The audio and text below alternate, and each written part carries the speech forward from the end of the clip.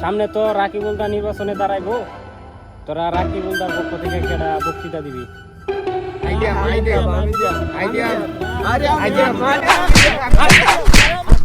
এগো মারামারি বাল ঠেকামো না, এর আগের বাল ঠেকাইতে যাই মার খাইছি।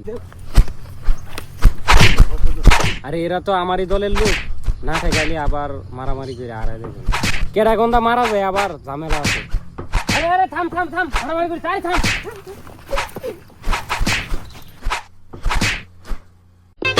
ও তুই মাঠে নেমে গেলি থেমে,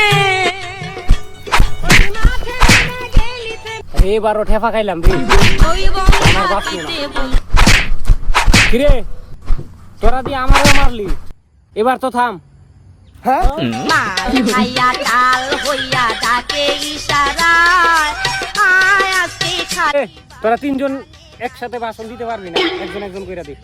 ও জল তুই আগে বক্তৃতা দে।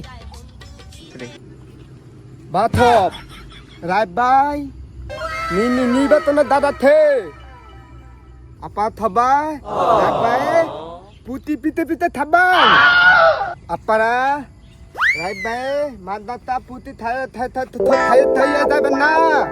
মাল খাইয়া টাল হইয়া ডাকে ইশারায়, আয় আজকে খালি বাড়ি টানে নাই। আপা থবাই রায় ভাই পিতে থাবেন এবেলে আমি বক্তৃতা শেষ করলাম। দুরু হালা তুই কি কস, মানুষ তো বুঝ হয় না। এই সুয়াক তুই বক্তৃতা দে।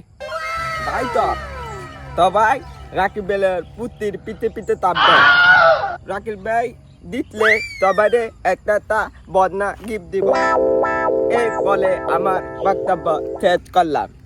বারা তুই কি কইলে আমি তো বুঝলাম না, জনগণ কি বুঝবো? এ স্বাধীন তুই বক্তব্য দই তো। সব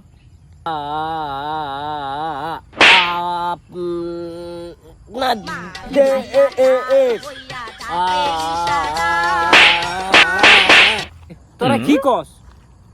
একটা ভালোভাবে কথাই কইতারে না, একটার কথা আমি নিজেই বুঝি না, জনগণ কি বুঝবে? আরেকটা তো রাকিব ভাই কইতারে না। রাকিব ভাই যদি জানতে পারে তাহলে আমার পিঠের চার একটাও থাকবে না, আর তোদের ফুটকিটা গরম ডিম দিব। এ থালা বক্তৃতা ভালো হচ্ছে আচ্ছা এরা তো মানতাছে না, তাহলে দর্শকের হাতে ছেড়ে দেই। দর্শক আপনারা বলবেন কার বক্তব্য ভালো হয়েছে, কমেন্টে জানিয়ে দিবেন, সেই নির্বাচনে বক্তৃতা দিবি।